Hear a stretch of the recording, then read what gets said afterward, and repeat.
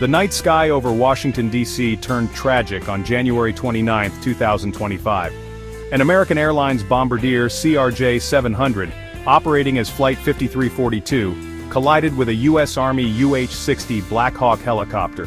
The collision occurred near Ronald Reagan Washington National Airport at approximately 8:47 p.m. Eastern Time. The Potomac River below became the final resting place for both aircraft.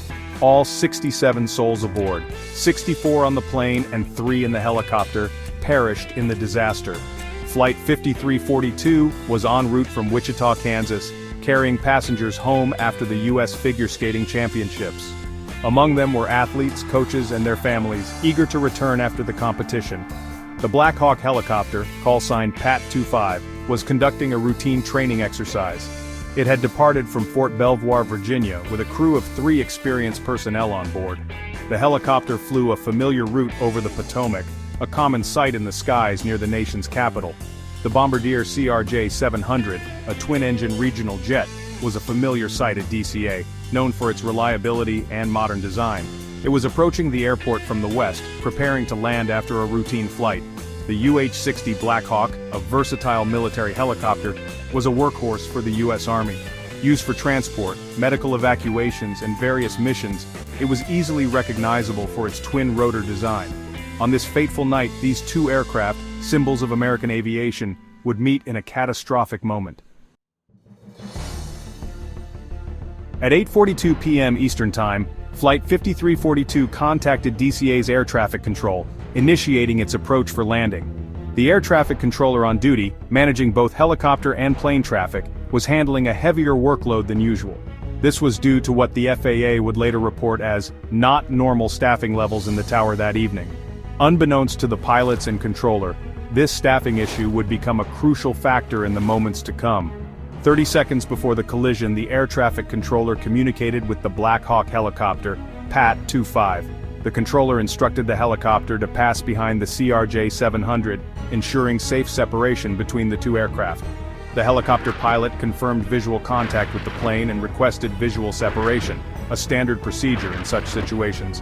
With apparent confidence in their ability to maintain a safe distance, the helicopter pilot continued on their flight path.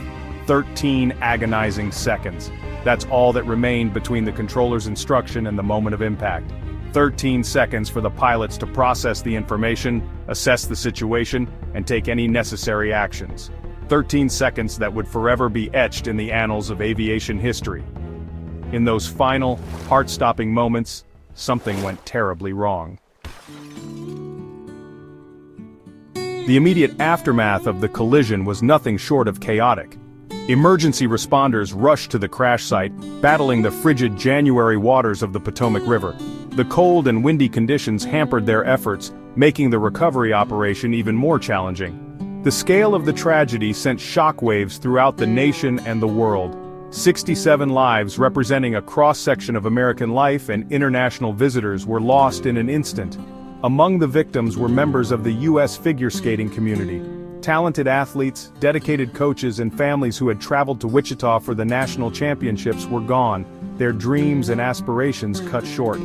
2 Chinese nationals were also among the deceased, adding an international dimension to the tragedy. The loss of life sent ripples of grief through their home countries, highlighting the global impact of the disaster. As news of the crash spread, vigils and memorials were held in Wichita, Kansas, and Ashburn, Virginia, the communities most affected by the tragedy. The outpouring of grief and support demonstrated the human capacity for compassion in the face of unimaginable loss. The figure skating community in particular was devastated, mourning the loss of promising athletes and mentors. The incident served as a stark reminder of the fragility of life and the deep bonds that connect us.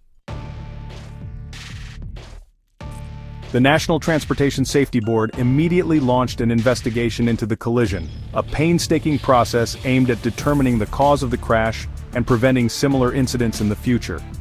Investigators recovered the cockpit voice recorder and flight data recorder from both the plane and the helicopter. These black boxes held vital clues to the final moments of both flights, including pilot communications, instrument readings, and aircraft performance data. Preliminary findings from the NTSB investigation revealed a startling detail.